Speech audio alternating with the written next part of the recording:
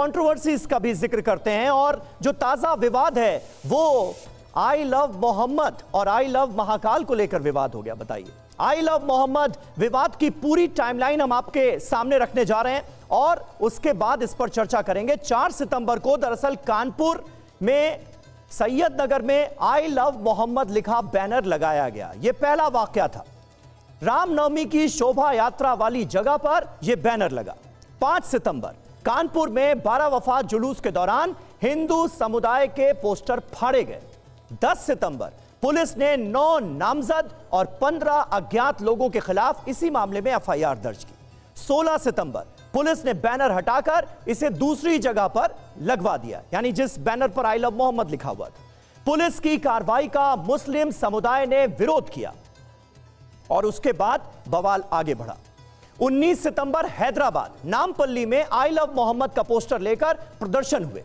19 सितंबर को ही गुजरात के गोधरा में भी प्रदर्शन हुआ और प्रदर्शन के दौरान पुलिस थाने में तोड़फोड़ भी की गई। 21 सितंबर को उत्तराखंड के काशीपुर में जुलूस के दौरान पुलिस पर हमला हो गया, पुलिस की टीम पर हमला हो गया। 26 सितंबर उत्तर प्रदेश में बरेली में मौलाना तौकीर रजा एक प्रदर्शन का आह्वान करते हैं और उसके बाद भीड़ निकल पड़ती है सड़कों पर, पुलिस पर पत्थरबाजी तक की जाती है, धक्का मुक्की की जाती है और उसके बाद जबरदस्त लाठीचार्ज होता है। तो ये सारी चीजें हुई हैं। आई लव मोहम्मद पोस्टर विवाद पर असदुद्दीन ओवैसी और विश्व हिंदू परिषद के अध्यक्ष आलोक कुमार ने क्या कहा है, जरा ये भी सुन लेते हैं। इसमें कौन सा एंटी नेशनल बात है, इसमें कौन सा वायलेंस का प्रमोशन का बात है? जब लव से लव आ रहा है तो उसमें आपको तकलीफ क्यों हो रही है? इसका मतलब आप लव के खिलाफ हैं, आप मोहब्बत को मानते ही नहीं है। ये संघ परिवार और आरएसएस बीजेपी के लोग कभी सोच भी रहे हैं कि भारत में 18-19 करोड़ मुसलमान रहते हैं, जो सब कॉन्टिनेंट हो या एशिया में सबसे ज्यादा यहां पर रहते हैं। आप क्या मैसेज दे रहे हैं दुनिया को, क्यों ऐसा कर रहे हैं भारत के बारे में आप लोग? मेरा कहना है कि किसी धार्मिक कार्यक्रम में आई लव मोहम्मद ये पोस्टर लगाया जाए तो उसमें आपत्ति नहीं हो सकती। इस्लाम धर्म के लोग हजरत मोहम्मद साहब के आदर में पोस्टर लगाएं, अपने कार्यक्रमों में लगाएं, उस पर मुझे आपत्ति नहीं है। पर अगर इस तरह के पोस्टर लेकर के चलते समय आपत्तिजनक नारे लगाए जाते हैं, विभिन्न समुदायों में वैमनस्य पैदा करने की चेष्टा होती है, पत्थरबाजी या आगजनी होती है, तब वह आपत्ति की बात हो जाती है और उसके खिलाफ हम देश को सावधान कर रहे हैं। तो आपने दोनों पक्षों की राय सुनी इस पूरे विवाद पर। हमारे साथ मुख्तार अब्बास नकवी साहब मौजूद हैं। नकवी साहब, आप किस तरह से देखते हैं इस पूरे विवाद को? आई लव मोहम्मद या इसके जवाब में जिस तरह से आई लव महाकाल कहा जा रहा है, खास करके मुसलमानों के एक वर्ग को ऐसा लग रहा है कि भाई इस देश में क्या आई लव मोहम्मद कहना भी गुनाह हो गया? अगर हम वो पोस्टर लेकर चलेंगे, कहीं बैनर लगाएंगे जिस पर आई लव मोहम्मद लिखा रहेगा, तो क्या हमारे खिलाफ कार्रवाई हो जाएगी? इसे इस तरह से भी पेश किया जा रहा है, क्या आप मानते हैं? समीर साहब, दुनिया में जितने भी मुसलमानों की पॉपुलेशन है, दुनिया में रहने वाले हर 10 मुसलमान में से 1 मुसलमान अकेला हिंदुस्तान में रहता है। और यहाँ के मुसलमान जो है वो बहुत ही गर्व के साथ कहता है ला इलाहा इल्लल्लाह मोहम्मदन रसूलुल्लाह जी। किसी ने कभी जो है उस पर कोई आपत्ति नहीं की कि आपका ये कलमा है, आपका ये ईमान है, किसी ने कभी मैंने किसी मस्जिद में नहीं देखा है कि आई लव मोहम्मद लिखा हो, आई लव अल्लाह लिखा हो। किसी मैंने इबादत गाह में नहीं देखा कि आई लव मोहम्मद लिखा हो, आई लव अल्लाह लिखा हो। ये शुद्ध रूप से आस्था के नाम पे अराजकता का अंधाधुन जो है वो उद्दंडता है, उससे ज़्यादा कुछ नहीं है। आप जो है वो जैसे भी एक साहब कह रहे थे ओवैसी साहब कि लव पे किसी को एतराज़ नहीं है, लेकिन लव के नाम पर हेट के हर हंगामे पे एतराज़ है।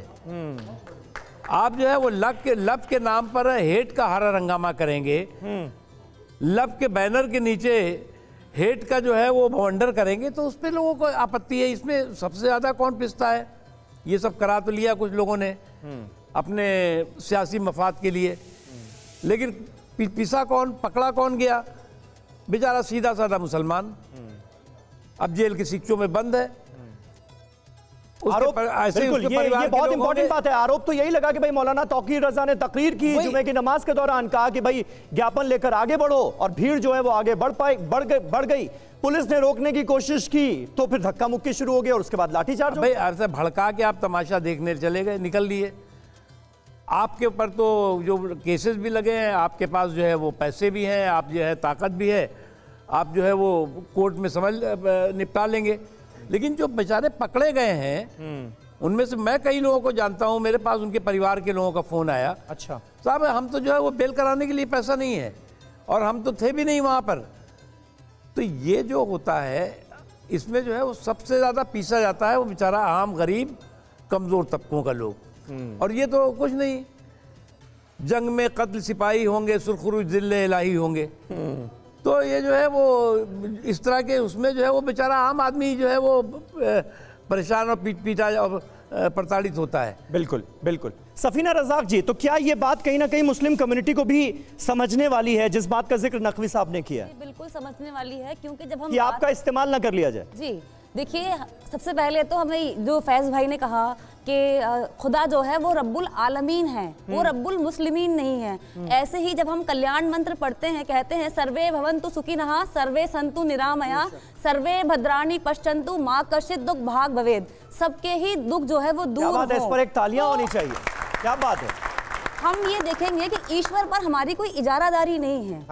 हम अगर आपको गंगा जमनी तहजीब देखनी है तो आप पुरानी दिल्ली आइए। मैं पुरानी दिल्ली में रहती हूँ, आप किनारी बाजार में देखिए, आप दरीबा में देखिए, आप चांदनी चौक में देखिए, कितने हिंदू मुस्लिम एकता आपको वहाँ नजर आएगी। और मैं अपनी बात बताती हूँ आपको कि हमारी एक आंटी है, चंदा आंटी, हमने उनके यहाँ इतनी बार मिठाई खाई है, पूजा में हम बैठे हैं। आज भी जब मैंने राम जी पर कविता लिखी तो मैं उनको सुनाकर उनका आशीर्वाद मैं लेकर आई हूँ। तो ये है हमारा हिंदुस्तान। मुझे समझ में ही नहीं आता है कि लड़ाइयाँ कहाँ से पैदा होती हैं। पुरानी दिल्ली में तो ऐसा कुछ भी नहीं है, हम सब मिलजुल कर ईद मनाते हैं।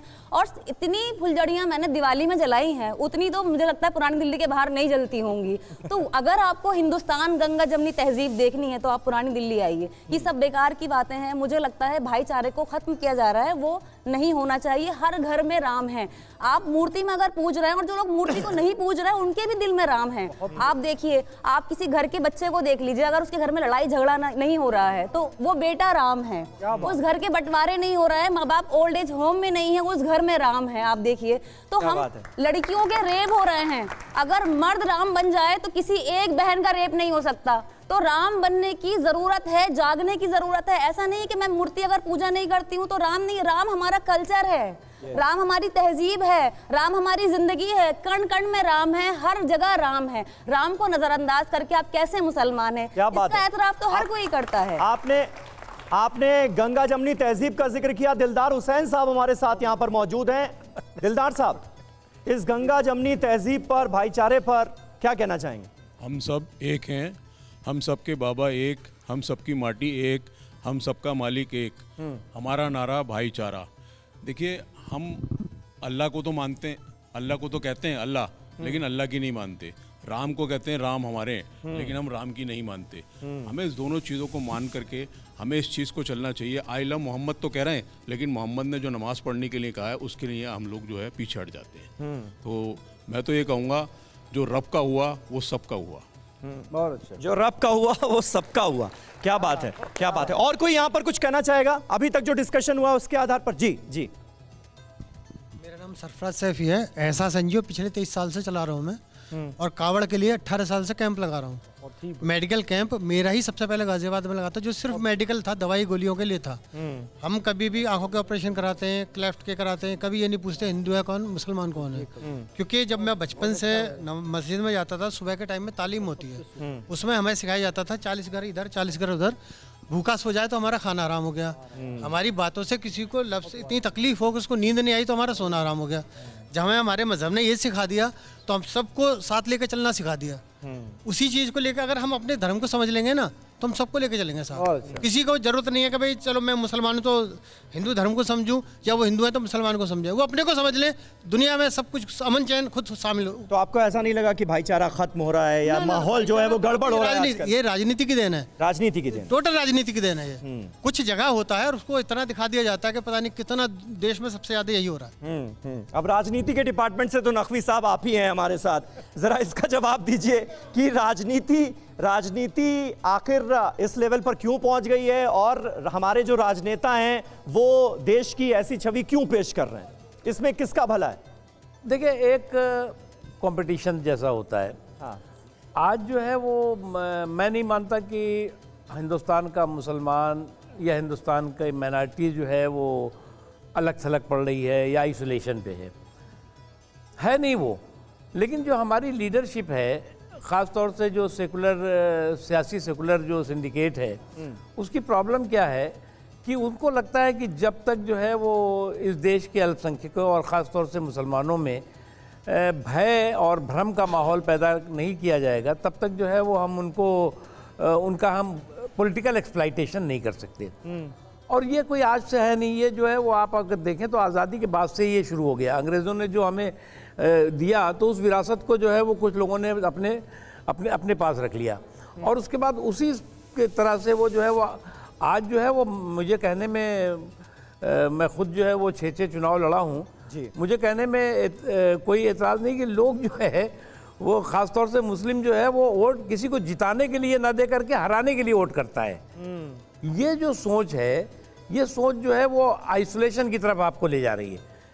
जब ये लोग सोचेंगे कि साहब ये तो कम्युनिटी है, टेक इट ग्रांटेड है, यार ये तो हमको वोट देगी, छोड़ो इसके बारे में क्या सोचना है जी, बीजेपी को हराना है तो इसलिए हमको जिताने के लिए करना ही करना है, इनके बारे में छोड़ो।